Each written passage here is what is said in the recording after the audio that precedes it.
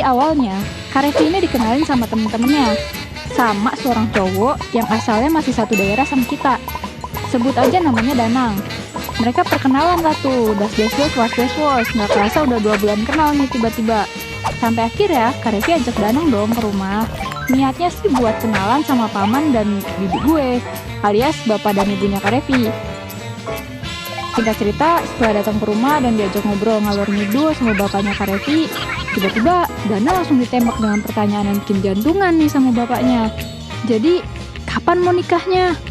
Karevi dan Danang syok dong, karena niat awal datang ke rumah sebenarnya cuma mau perkenalan doang.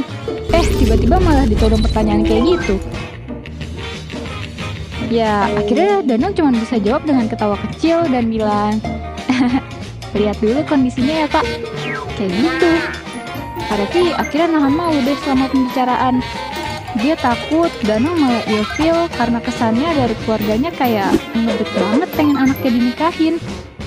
Dan jeng-jeng, iya bener aja, Danang memutuskan untuk udahin hubungan mereka. Akhirnya Karevi jadi ngedown, padahal baru pertama kali nyoba. Tapi bagusnya Karevi nggak berlarut-larut sih sama kesedihannya. Di pertengahan tahun 2022, Karevi kembali dipertemukan sama Janu.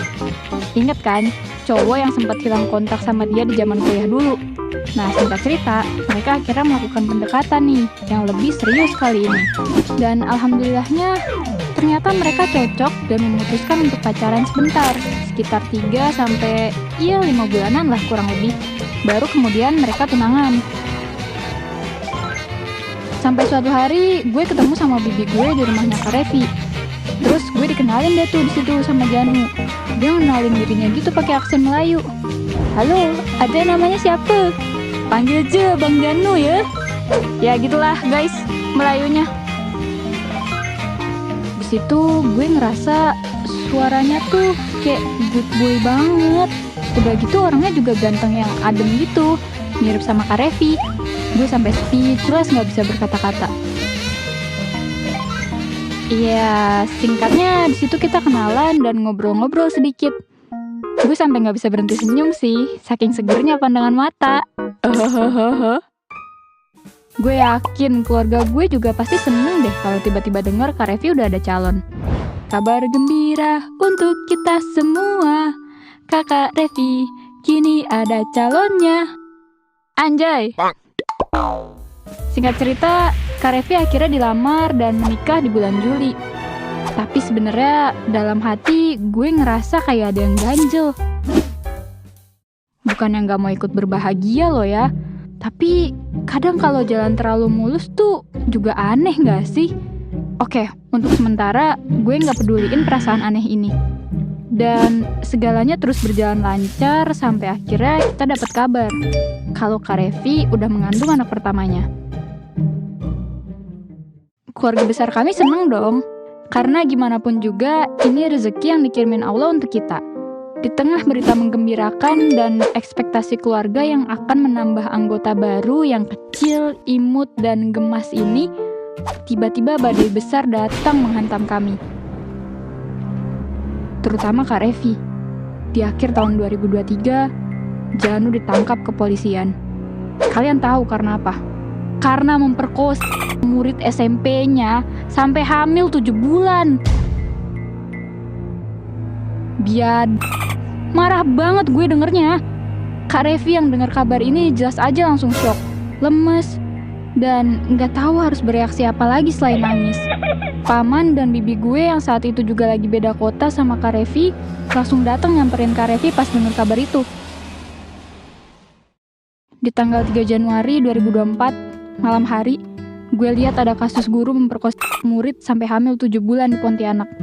Dan muka pelaku terpampang nyata, tanpa sensor, dan gue kenal banget dengan wajah itu. Itu Janu. Si Bang Janu Karena fakta yang lebih ngagetin lagi adalah ternyata dia melakukan hal tersebut tepat sebulan sebelum mereka menikah. Setelah kejadian itu, Janu kena hukuman 15 tahun penjara.